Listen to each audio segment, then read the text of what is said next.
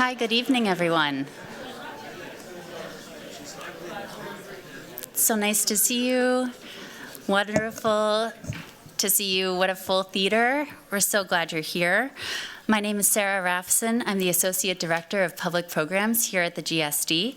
And on behalf of my team, which includes Matt Smith and Raquel Rivera, we're thrilled to welcome you to tonight's event, the screening of Sitting Still, followed by a conversation with the protagonist, Laurie Olin, and director, Gina Angelone. So stay with us for the conversation, and then stay with us even longer for a reception that will follow in the porticos down the hall.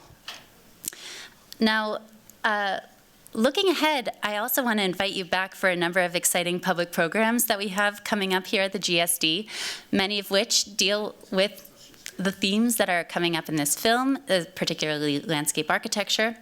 On Tuesday, March 4th, architect and activist Deanna Van Buren will deliver the Jacqueline Turwitt Urban Design Lecture entitled Designing for Abolition. And then next Thursday and Friday, March 6th and 7th, or the following Thursday and Friday, March 6th and 7th, the GSD will host the conference, African Landscape Architecture's Alternative Futures for the Field. This two-day event brings together landscape practices from across the continent to highlight the transformative potential of decolonizing design to address social injustices and prepare African cities for the impacts of climate change. The conference's keynote on Thursday, March 6th, is also this year's International Women's Day keynote address. And it will be a wonderful dialogue between Princess Adoyin Talabi Faniyi of the Osun Sacred Grove in Osogbo, Nigeria, and landscape architect Tarna Klitzer, founder of TKLA practice in Cape Town, South Africa. Now, there's one more I just want to make sure to mention. After that, on Tuesday, March 11th, the Beirut-based landscape architect and educator Jala Makhzoumi will deliver the Aga Khan program lecture entitled Landscape, Garden, and a Colonial Legacy. So you can RSVP, view the live streams, and learn more about these events on the GSD website. And now, please join me in welcoming Gary Hilderbrand, Chair of the Department of Landscape Architecture, who will introduce tonight's event. Thank you.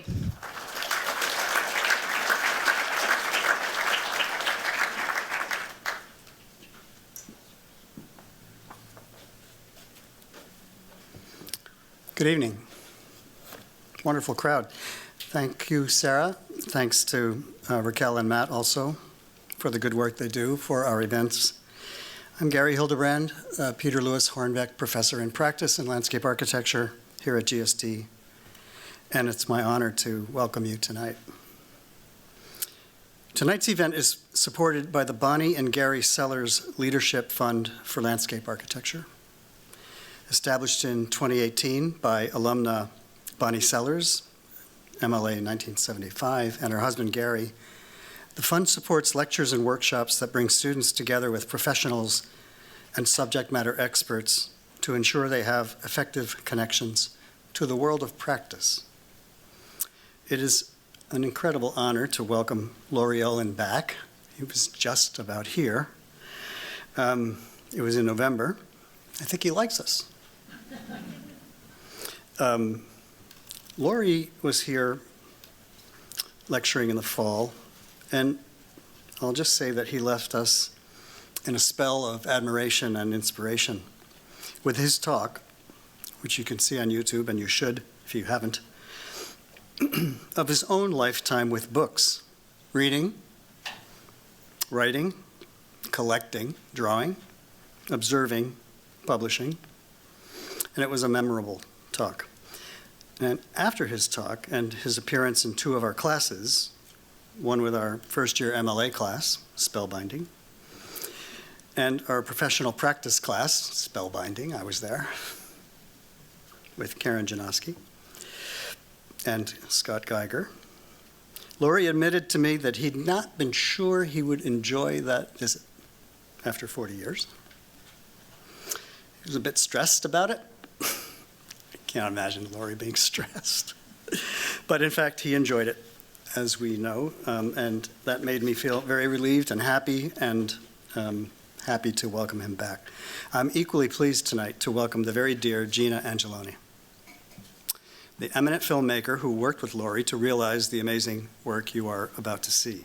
Gina was born and raised in Philadelphia. That's convenient because that's where Laurie has practiced for nearly 5 decades. Gina has lived and worked and traveled the world as a film writer, director, and producer. She tells stories that connect people and ideas through artful documentary. Her television work has received multiple Emmy Awards and nominations. Her documentaries have garnered top festival prizes, and credits include founding director of Inside the Actors Studio on Bravo, writer and director of the original series Defining Beauty on Disney, documentaries including Connections on PBS, Renee and I on NBC, and It's Better to Jump for Al Jazeera, sorry. I should mention that tonight's film was supported by Women Make Movies, which is such a great title, along with the National Endowment for the Arts, the Cultural Landscape Foundation, the Philadelphia Foundation, the William Penn Foundation, the Graham Foundation, and more. Last fall in Washington, D.C., I attended a screening of this film. I was very moved. You will be too. The portion of the 90-minute film that we'll see tonight, roughly a third, is essentially a contemplative and also vibrant sermon on Laurie's way of inhabiting the world. There's striking archival material surrounding the very gripping narrative of Laurie's family moving to Alaska from Wisconsin early in his childhood.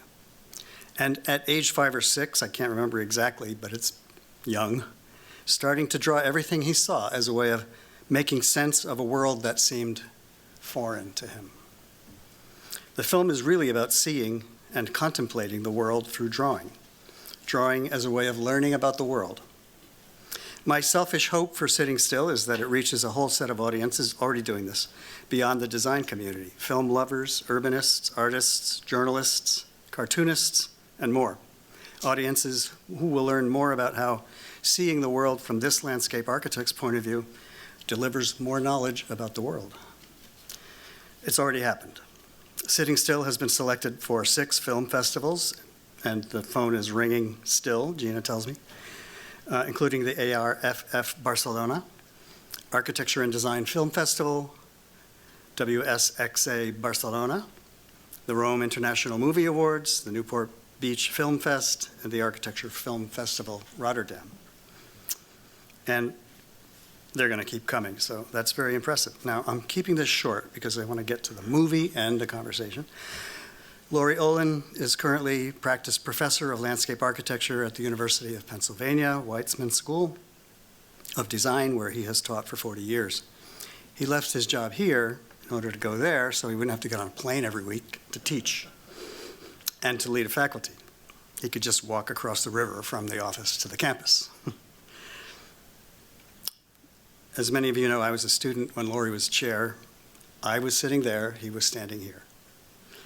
He's a fellow of the American Academy of Arts and Sciences, a fellow of the American Society of Landscape Architects, a recipient of the 1988 award in architecture from the American Academy of Arts and Letters. Those are stellar.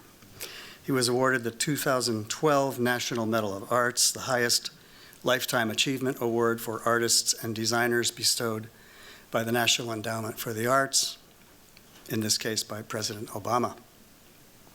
He was recognized with the ASLA Medal, which is ASLA's highest honor. It goes on and on. As Sarah said, after the film runs, we'll have a chat on the floor with questions from the room and then a reception to follow. Please enjoy. I know you will. Thank you.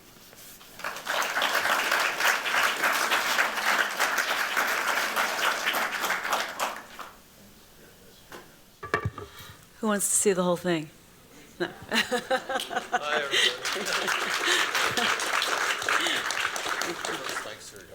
We all have a little more time, don't we?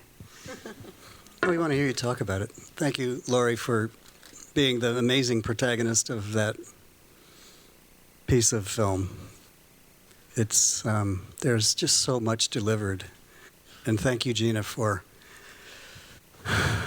making him sit for all that time and for bringing it to the world because we need it. I would say that you only saw part of the film, and it gets more polemical, actually, and a little bit, I won't say angrier, but there's a lot more to see. So if you get to see the rest, I think this is more than a teaser, I know, but anyway. I'll say some other things in a minute. You heard a lot from me already. He's pretty shy, so I want to turn to Gina, and I'd like you to just a little explanation of where the film is at right now, right, in festivals, and its future broad release. But then, what I really want to ask you is to tell us about the process of making the film. We are a room full of makers. Yes. And we want to hear about making. Okay. If I may first start out by thanking you profusely, Gary, because Gary and I had a first conversation about this back in July before the film was finished. And so to have this, to be here with you now is really very meaningful and very special. And I'm just grateful. I'm grateful that you and your team made this happen. Thank you so much. And I'm not going to get, because of busy schedules and life, any time that I can be sitting next to Laurie Olin and watching any part of this film is such a gift to me. And he still laughs. Every time he says something funny, he laughs, which fills me with joy. So I'm also grateful for all the time we have together, Laurie. It means a lot. Well, one of the things about this is that you heard a lot from me, but clearly the film has something to do with me, but it's actually a work of art, a construction, a design by someone else, and it's actually Gina's film. And so one of the interesting things, I have some questions for Gina tonight that I thought I should ask in front of you, because we'll come to them. But my first question was, how did she become a documentary filmmaker, and why? I think everybody in the room would kind of like to hear something about you. I mean, they heard a lot about me. I owe Gary an answer. I'm going to be brief. Well, the first one was, okay, so thank you for mentioning the festivals. I think we fit 6 of them on the poster, but there have been in far many more. Sorry. So we've been in a lot of festivals, and it's continuing, which is great. It's also going to museums, organizations, institutions across the world. There's some buzz out there. It's been getting out. It's amazing, and we'll see where this journey takes us. But it's been a really wonderful and surprising start, and I'm really super grateful for it. And Gary's other question was the process. So this film took around 10 years. I had the idea in 2014. I approached Laurie. I had made a film about him for the Cultural Landscape Foundation, and that was very much about his projects and more academic, I thought. But having spent the time with him, I thought something else needed to be done. I wanted to do more of an art film and something that drove at his social concerns that have, been behind much of his life's work. And so the conversations started, the proposals started, the budgets started. I got first funds in 2015 and 2016, shot the first frame.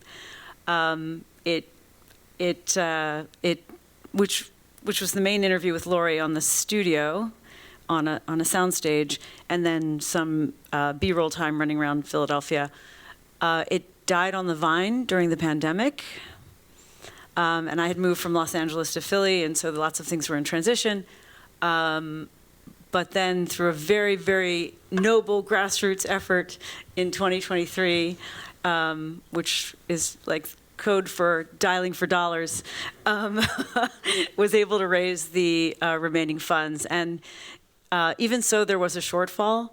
And so my sons, who are now 24, one is a cinematographer and one did the art for the film. And they said, rent us a really good camera and feed us, and we'll help you finish. So the 3 of us hit the road for 30 days and shot for 20 of those, and from California, West Coast, East Coast, and filmed probably around 70% of the B-roll that you see. So that was a really, really special way to bring it home, literally.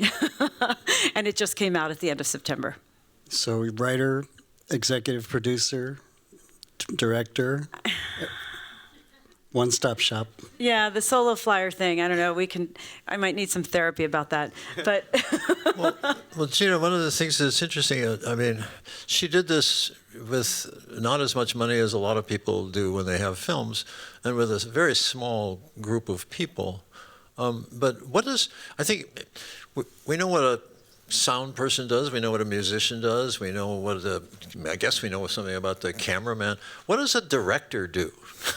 You know, because we got a room full of designers here who, you know, and they must kind of wonder about how films actually work in the making of it. yeah, and to sort of harken back for a minute to your first question, film was not what I studied, but because what I studied had so much to do with thinking about words and images, and I was becoming a bit of a cinephile as a college. This is when you were a college a student, bright young thing, right? a bright young thing. I wanted to do something more practical rather than academic. It really seemed like my path was going to be purely academic. Nothing wrong with that. But I wanted to do something practical, and film seemed to be the thing that put it all together. And look, it was a very different world back then. We didn't have phones that we were walking around with, and we couldn't make stuff instantly. So I decided early on that it was going to have to take a very, very small footprint, as you're alluding to, that I could get more done if I did it by myself, and if I did it with a few people, and if I wore more hats. And for better or worse, sometimes it's for better and sometimes it's not, but that very, very indie path has been mine and has led me to some wonderful people and great places. So you would design the film, right? You would basically do this, script, or you'd read a structure, or how does it work? What do you do? Well, with you, I mean, with this film, I'll say that there was, I recall that I read over 1,000 pages of Laurie's writing. Because so the first step is discovery, right? And probably in what you do as well. So you learn as much as you can, and then and then it's a question of the topics that not only are of interest to you, but that are also of interest to me, and pull those out and think about those, and then structure questions around them, and then think about how to visualize that. So for this, I decided I wanted it to look like a drawing studio, and Laurie's sort of sitting in his own art, but it's also like a blank piece of paper with images changing on it. I wanted some dynamics, start visualizing it, and then just start thinking about, how to build on that visual storytelling, given that it was so based in interview. This confirms my idea that everything is a design problem. Yes.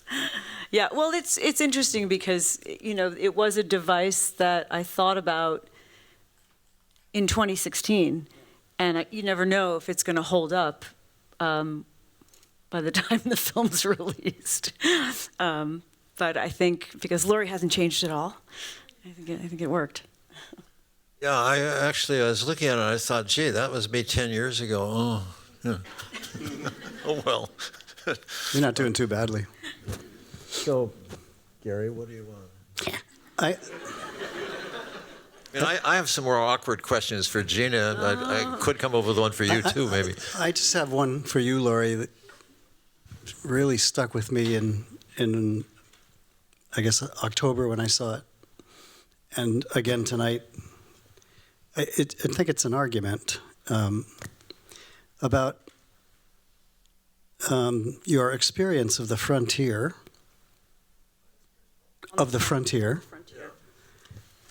in two places, because, Seattle also a frontier town.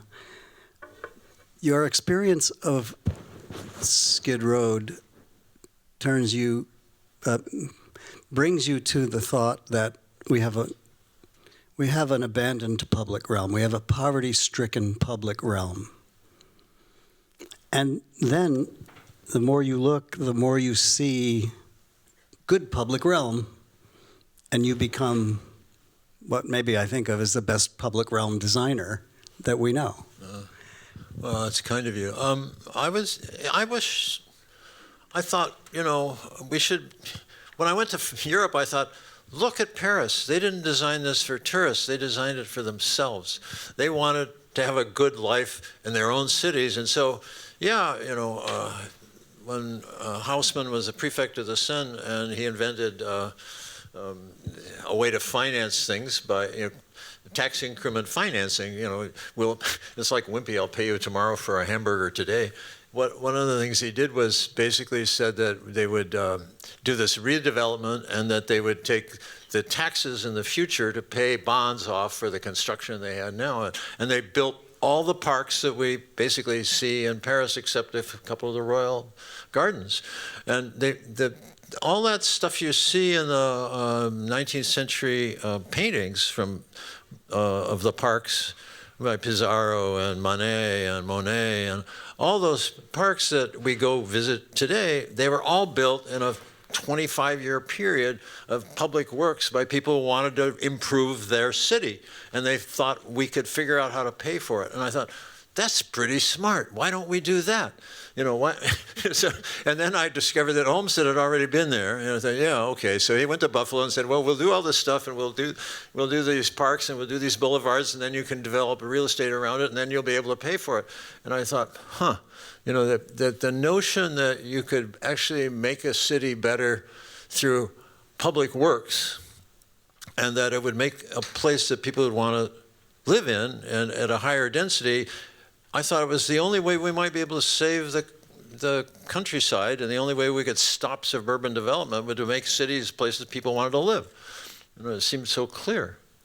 It's just an amazing example of self-education. Pardon? It's an amazing example of self-education. Yeah, well, I'm an autodidact, so I have some pretty big gaps and some strange lacuna, but there are also these other things where you decide, I'm interested in this, I'm going to go find out. And so go get a book, go look at it, talk to somebody. When you want to know about something, there's a way to do it. You've gone to college, you should be able to figure out, teach yourself how to, isn't that what college was for? But you're in a room full of people who are paying a whole lot of money to learn it in 3.5 years. Yeah. I know. Well, I felt so inadequate. You have no idea. I mean, I had this bachelor's degree in architecture, and I suddenly was interested in all this other stuff. And I thought, oh, now what do I do? I better go find out. And the thing is, I think somewhere, I may even say it somewhere later in the film, but I think one of the most interesting things that you can design is yourself. Frankly, it's the hardest project. But I will say this, there's so much that didn't make the film, but I do remember Laurie talking about how, and I think this is also what you might be alluding to, because sure, we're all taking in information and we can all educate ourselves, but I know that you would spend so much time in libraries. Oh, I did, yeah. I still do it. Yeah, just reading, and so you're 2.5 years in Europe. We're not just gallivanting and looking at art, but really, really deeply studying. And I think that takes us a special kind of drive and person and passion. I don't think that comes easy. Well, it's from, I think like most of the people in the room, I'm sure you want to know more. You want to be better. You want to figure out how to do something. And in order to do it, you figure, I don't have quite all the tools I need. I better go find some more. I better practice some more. I better find somebody smarter and get next to them. And so that was the great thing about Rome. It was the graduate school I never had. Because there would be historians there were composers, there were other people there, painters and sculptors, and they were fun to be around, but also kind of watch how they work. And they're pretty self-starting, disciplined, hardworking. And I realized that one of the things that all the artists that interested me was they would, whether they were composers or a painter, was they would invent a problem and then try and figure out the solution to it. And if I'd go into a museum with one of them, we'd be wandering along, and they'd walk past stuff, dismissing it as like it's junk. And of course, it was like a Titian or something. And they'd, well, that's clearly these are good. And then they suddenly stop in front of something, and they, And I realized that it wasn't they didn't think the other work wasn't any good. It wasn't those weren't about a problem that was bothering them and where they stopped and were staring at something thinking, no, this is really, they'd come to something where they found that was the problem they were working on, and there was something that addressed a thing that they were interested in. And that was sort of what my time in Europe was like, and it's what my time is. It's like today I went out wandering and I ended up in 2 bookstores. Oh, well, my wife will say, more books. Oh, but the point is that it's like you're trying to find something. You never find it. There is no right answer. You won't get everything you want.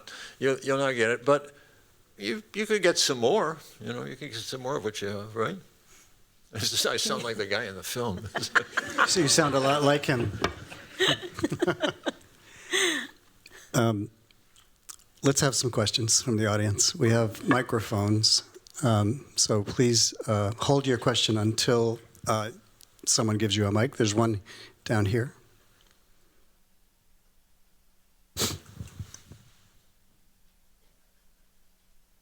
Hello. Thank you. Great film. Can't wait to watch the rest of it. But Laurie, you got off to such a fast start in your professional career working on complex projects. What were the biggest challenges you faced at the start of this? I'm sure there was a lot of overwhelming situations and stress. Okay.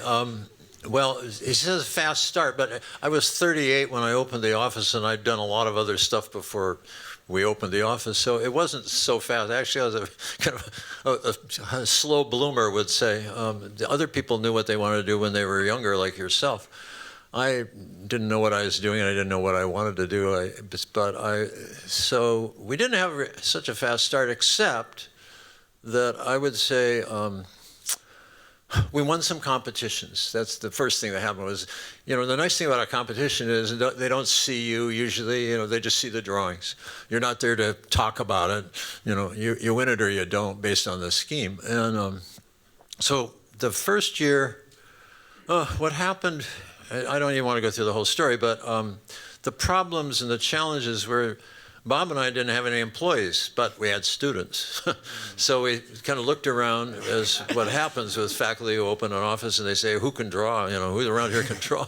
Well, that's the old days. And you grab 1 or 2 of them, and they start working for you. And then because they don't really know how to build anything, and you actually, I was an architect, my partner was an architect, we both done a lot of stuff for architecture.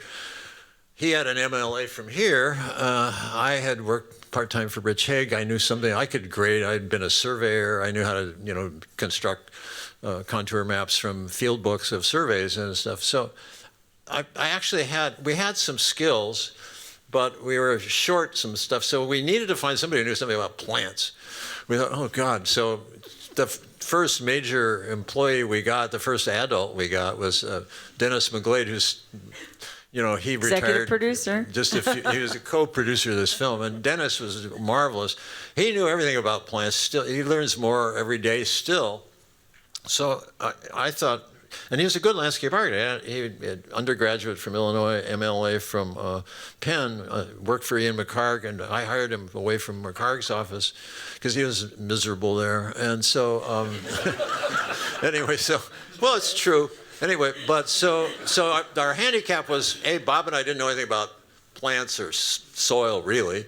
Bob had a course here at Harvard called trigonometry, I think it was called in those days. But he, the thing was that, so we had students who didn't know how to build anything.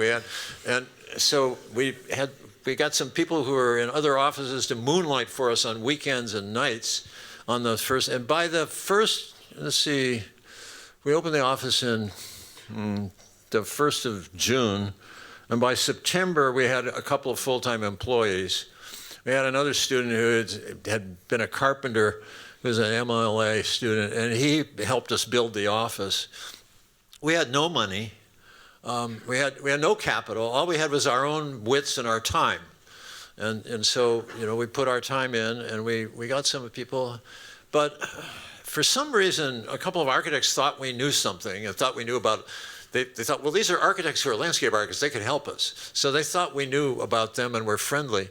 So we ended up working with I.M. Pei's office and with Harry Cobb, the partner there, who later became the chairman here, and is the guy who browbeat me into coming here. He told me it was a national service, so it was my duty. So anyway, so I'm a sucker for that. But what happened? It was we just we started out working on Bob Hanna's floor and my kitchen table, and at school at night. And we worked day and night. We taught all day, and then we went to the office at night, and then we worked in the office on the weekend. And so basically we invested ourselves with some other eager people who were kind of curious about what we're doing. And it was really something. In those days there was no, this is before the fax machine, okay? So, I mean, this is the dark ages, right? No computers, the flip phone hadn't been invented. So one of the things that happened was we were above a bar next to a burlesque house on Market Street, across the street from the Greyhound station. There was a ramp that went down, the buses came up, but at the bottom of the ramp was a Greyhound package. So what we would do is, if we were working with Pay's office in New York, we'd do our drawings, we'd make prints. We bought a print machine, and we were making our own prints because we couldn't afford to send them out to prints. So we'd roll up the drawings and run down to the Greyhounds, run down what we called the death ramp, because what if you met a bus coming up, Anyway, so we'd run down and we would send drawings to I.M. Pay's office by Greyhound bus, and they'd send somebody to the Greyhound station on 42nd Street to get the drawings. That's what we were doing before there were fax machines and before all this other stuff. So I would say it wasn't necessarily a better world, but it was a different world, and it was slower. I'll tell you that. It was slower. That's enough on that. But so the handicaps were in every direction, except our own time and being able to draw and think about it, and then go sit in the offices of the people we were collaborating with. We just go to New York and camp out in somebody's office and just work it out with them right there. And that really, sitting across the table from the people who are interested in having you help them, that really is a powerful thing to do. Also, the most powerful thing to do is sit in the middle of the table and start drawing, because then you're in control of the meeting. Okay? There's a trick there, the power of the pencil. The person who, in the middle of a meeting, no matter what's on the screen and who's doing it, the person who says, well, is it like this? Or these days, if you start drawing on the screen, the person who does that takes control. Okay? Got it? All right. Thank you. Other questions? I'm trying to make the answers shorter. Your turn. Ask Gina a question. My question is to both Gary and Laurie. You seem to be part of a generation that is extremely skilled at observing people. And I have this professor of mine talks a lot about how in his time, physical anthropology was something that was taught with a lot of rigor, and it no longer is in institutions. And I'm wondering what you think about teaching this skill of observation, especially to design students in schools. Or would you think it's more of a skill that you have to learn yourself through just going out in the field and observing? Well, that's a multi-part question, and this is not going to be a definitive answer. I'll speculate on several of the parts of it. One is that the point of our design is actually it's for people. So it seems to me that since the purpose of architecture and landscape architecture is the design of the human environment, you should probably want to know a lot about humans. So both physiology and the sociology, the cultural history. So it seems to me that it's incumbent upon everybody who enters the field to want to know a lot about human beings, what makes them tick, and that you be observant and not disdainful of worrying about men, women, and children. To really pay attention to it, that old people, young people, that you have to have some real concern for society, or you probably won't be able to design very well for society. So that's the first obvious thing. So it's up to every individual. That's one thing. The other thing is, however, that we do have social sciences that have been developed that know a lot, have learned a lot, and there's a vast literature. And when I was first teaching at Penn, we gave people things to read, and we gave them things about defensible space. We gave them things about human behavior. There were a series of books that were very popular in the 60s and 70s. There was a lot of interest in social science in the design fields, in architecture and landscape architecture. But it was difficult to hire faculty from those and have them in the school as a kind of captive sociologist or something, because they would be away from their field and they wouldn't have their own PhD students. And so it's very difficult to get people from another field into a design school without having them become severed from their field. So that's an academic dilemma. And the way Ian McCarr got around it for many years, up until the Reagan administration destroyed planning in America, one of the things I will say is that we funded all, we had 3 anthropologists in our department, and they were all on soft money. They were all on money from the National Institute of Health and the National Institute of Mental Health, both of them, all of them. And so we had grants for them, and they were working on their own research, but then they were also teaching with our students. And they gave a lecture course, they gave 2 lecture courses, then there was a seminar that was an elective, and then we had 2 anthropologists who could participate in the studios. That went on until we lost all the money. So it wasn't that we didn't want it anymore. We couldn't figure out how to do it. So, I think most of the schools who did try to have social science in the design schools ended up losing it at a certain point. And it had to do with national policies. It has to do with things that went on in Washington, D.C. that are similar to what's going on today. So what I would say is that you can't count on another discipline being here, so you got to go do it on your own and sort of figure it out, go find the literature. But we know a lot, but what interested me, and it's like the same problem we had with ecology, was finally we got some endowed chairs. That was the only way to get ecology in any of the schools, was either joint appointments or endowments. We had to pay for it, and we know we needed it. You needed it. We had geology too as a requirement, but we finally had to we lost that except for a part-time teaching. So it's very difficult to get the natural and social sciences into a design school with the structures that we have today in academia nationwide. This is not just a Harvard, Penn, Berkeley problem or wherever. So it seems to me that you need to find people who interest you, but you also need to go into the stores and look at the books and see what's around, and then talk to other people, like, who have you read? Which names do you think I should follow? Okay? That's a long answer to several parts of your question. I hope it's helpful.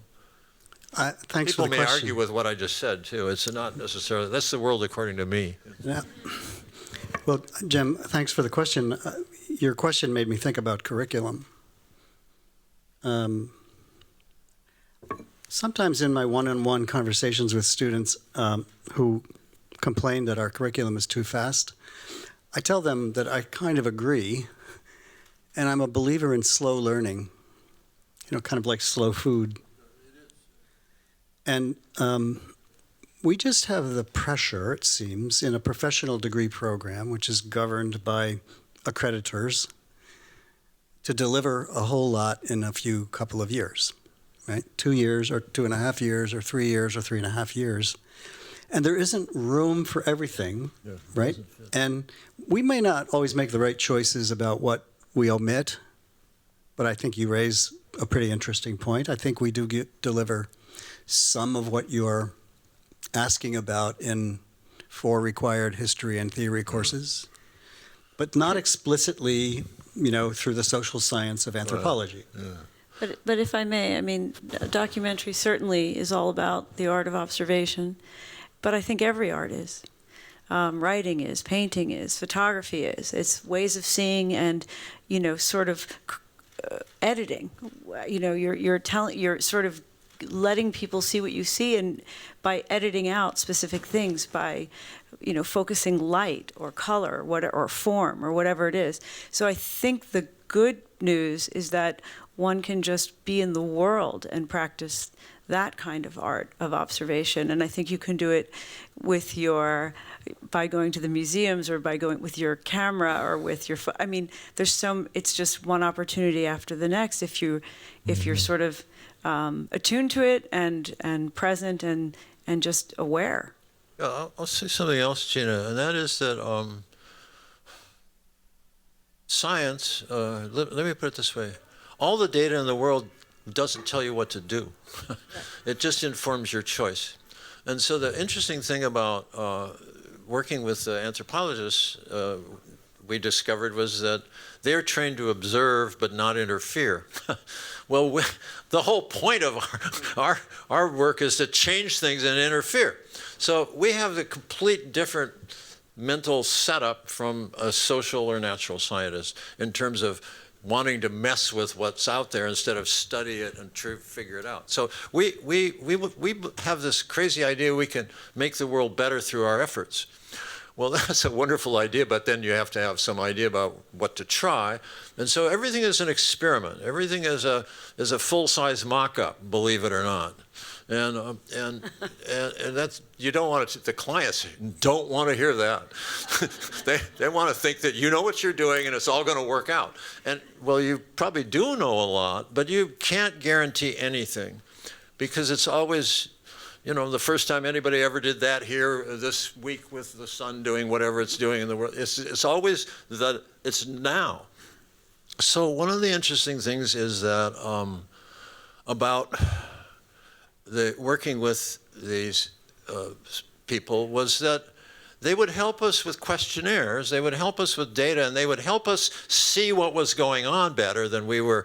They'd help get us more keen, and Gary was right. This is a kind of slow process of acquiring the observational skills and of the insights and of you've seen enough times and enough children having trouble or enough children having fun, you begin to figure out which is which, So you're in the process of building up your own database about what you think, but then you're going to make decisions based on values. And so then the question is, what are your ethics and what are your values? And if you start trying to tell people, do this, don't do that, well, that's what your parents did, and that's what your grade school teachers did, and that's maybe what your religious leaders did. But you have to kind of sort through all that and say, well, how do I feel about that, and make your own decisions.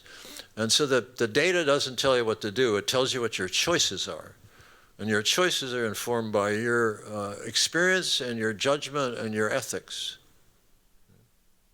I also feel like the good news is we're all just, gregarious primates, and the thing we love to do most is look at other people, watch other people, observe other people.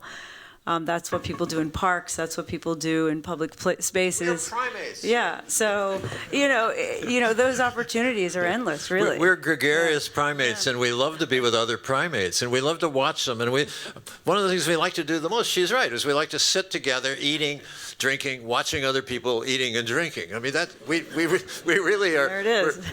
That's one of our most enjoyable things. We have a few other things we enjoy, which we won't go into right now, but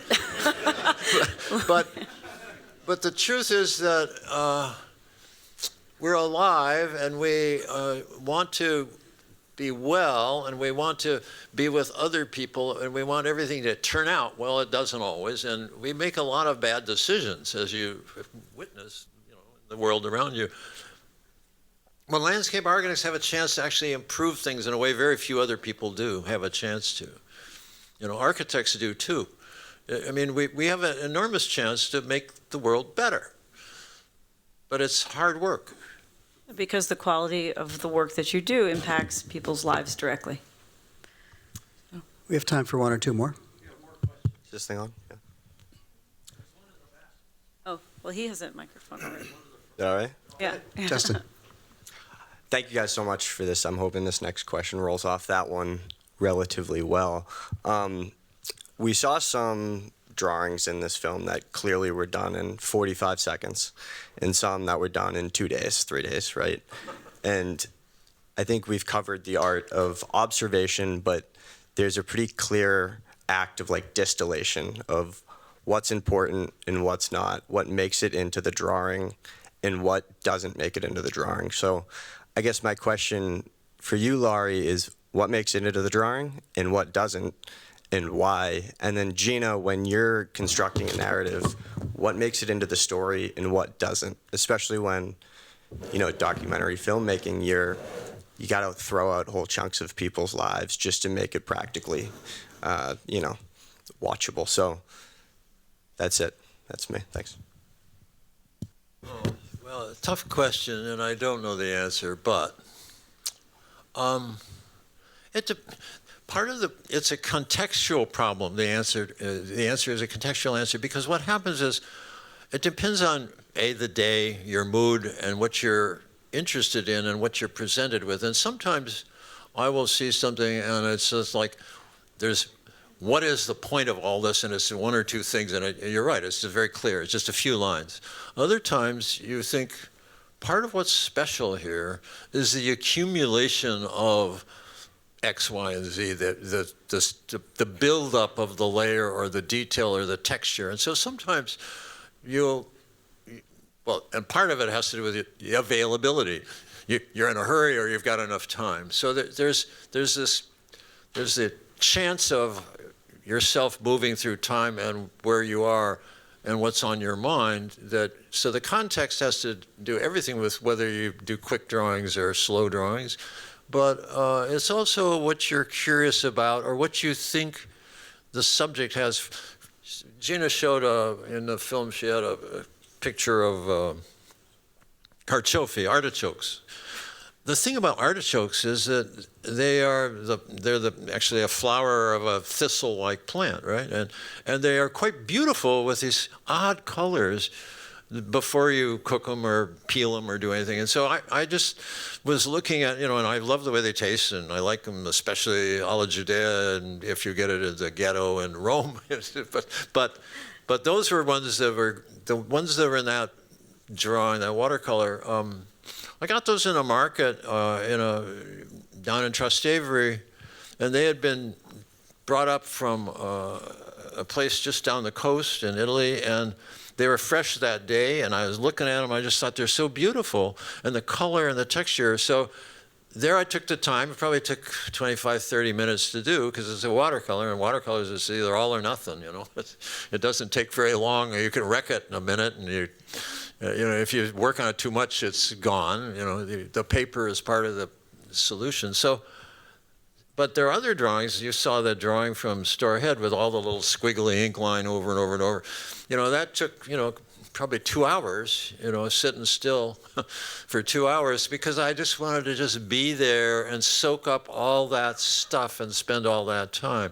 So I hope that answers your question. Only 2 hours for that exquisite drawing For the of Stour Head England. Oh my moment. gosh. Okay, your turn. Yeah.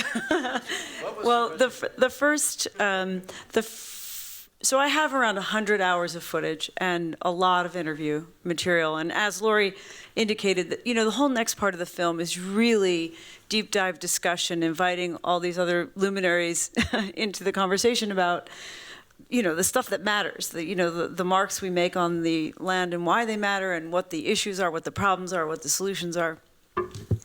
So the first edit was, I do paper edits, and the first edit was 5 hours. And the editor and I loved every minute. We loved it. We were like, oh, we could listen to Laurie all day. This is great. And then we realized, okay, we don't have the money for a 5-part series. So that ratio of getting it from 100 hours to an hour and a half, is effortful. And it would probably be a much deeper conversation, but in truth, there's a lot of things that weigh heavily. Part of it is, people have entrusted me. I've asked them to tell their stories, to confide, to talk to me about important things, political things, meaningful things, and I want them to feel like they are the authors of their own narrative, that it hasn't been misconstrued. I got Walter talking about, it was great. There was a moment where, he was like, oh, you want to talk about this? Let's do it. Yeah, and yeah. Yeah, and he's great, he does, and he's brilliant, and at the same time, it had to be tempered because I want Walter to stand out as some radical in the, you know what I mean, a radical voice. He surprised himself. So you have to be, you've made a vow, you've made a promise to the people that you're representing, and you want them to feel good about the parts that, because they're trusting you completely. And they don't see it until it's an end product, right? And then part of it is imposing my vision and the things which was Laurie was indicating earlier. I take what they say and I also bring forward editorially the things that I care about, the topics that are meaningful to me. And it is just sort of just drilling down to it and drilling down until partially it's a timing thing. Like I didn't want it to be more than 90 minutes. But it's also, how can I try to get the most in and create the richest arc, narrative arc in that period of time and still keep people's attention, So it's a really long process, but it also has to do with the vision that I hold and the promises that I've made. That's beautiful. I think we're going to close it because you have the opportunity to ask these two geniuses questions on your own, one by one, in the reception. I have two parting thoughts. Two things I loved. We should thank you. But Hold on. Oh, you're not done? I'm not done. I draw, therefore I am. That's really great. And this goes back to Jamrisha's question. I see, I see, I see, I see, I see. So beautiful, Billy Chen. Yeah. Okay, we're going to wrap. That's a wrap. That's a wrap. Thank you, guys. Thank you very much.